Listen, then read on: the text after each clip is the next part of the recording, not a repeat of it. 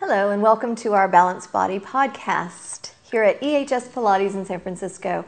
My name is Nancy Myers and we have Michelle Modet helping me out today as my lovely foot model. We're going to introduce to you the functional foot plates.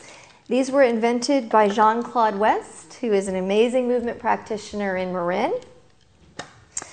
And the functional foot plates are similar to your rotation discs in that they rotate. What makes them unique is they also have slight instability front to back. So if you're not at the axis point of the foot, you will get that feedback by tipping out. The first sequence we're going to show you on the functional foot plates is done seated. We're going to line Michelle's foot up. There's a back notch here that we're going to line up with the Achilles, then the axis point of the foot, right where the ankle comes down into the foot, and then the second toe lines up with this front notch.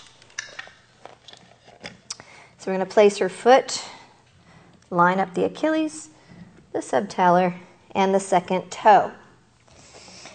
Now, we get to see degrees here. There's a reading of degrees of extension, or rotation, sorry, degrees of rotation. And where I would like Michelle to be is around 5 to 7 degrees of external rotation. And see if she can maintain that. Now we're going to isolate this movement to below the knee. So I don't want her to move the knee. And we're going to have you use this rotation without sickling the foot, keeping the foot flat on the plate.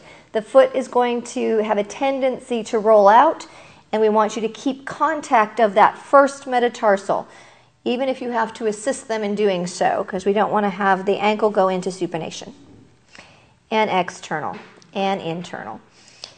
So here we're hopefully mobilizing that head of the tib fib here. You can see if there is movement happening or not from that joint level, because there should be movement from that joint when the foot is internally and externally rotating. And as she internally rotates, you'll also notice that this is a nice strengthener for that medial arch. It's a nice functional strengthener for that medial arch, opposed to those old toe scrunches and towel scrunches, because you don't want to pattern that constriction of the toes. You just want it to be from the actual arch. Okay? So now we're going to move on to the standing work with the functional foot plates. So I'm going to have Michelle go ahead and come on up to standing. And we're going to place your heel and line up the Achilles with the back notch of the foot plate. There's the axis point right at that subtalar, and second toe lines up with the front notch. Now carefully, because this is a moving surface, step up with the other foot onto the foot plate. Obviously, you would not do this with someone that has a balance challenge or give them something to stand on or hold on to.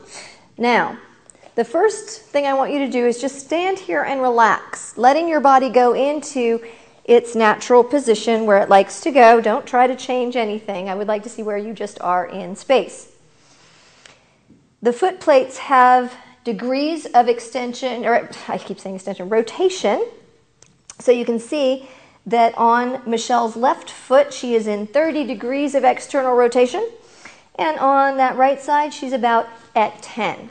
What's considered normal range of motion that we want for actual proper gait mechanics is anywhere from 5 to 7 degrees of external rotation from the foot.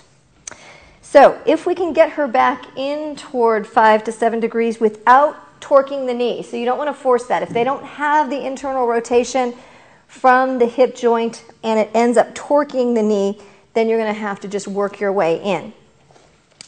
So I'm just going to bring awareness to where I would like you to try and maintain that.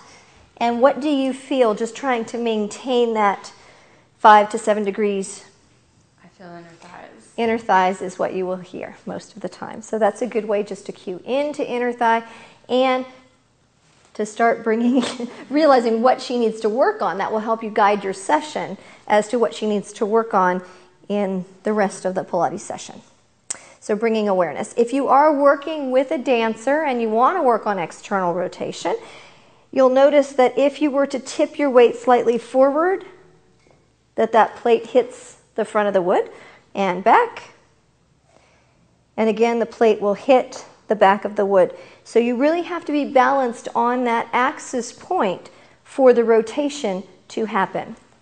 Now, I would like you to keep your left foot straight ahead, and then just the right goes into external rotation and back in, and alternate sides.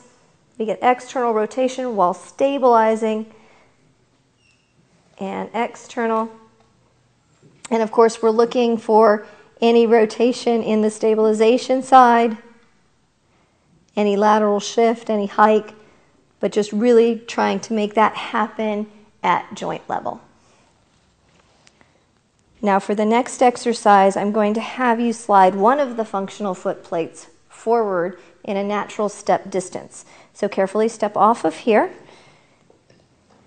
and we will bring one foot plate forward as if she just took a step. And carefully come back onto the plates. I will help hold that still for you as you step up, and then the other plate. Again, we're going to see what happens when she's in a natural step distance on these two rotational surfaces.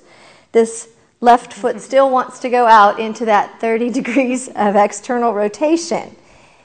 And if we then saw her walk, you may see that side is the one that likes to go into that medial whip. It goes into external rotation. So just being able to stay in this position, you're feeling inner thigh. So this helps to point out what she needs to work on in order to bring that external rotation back into a more functional position. And now we're taking that into plantar flexion and back down.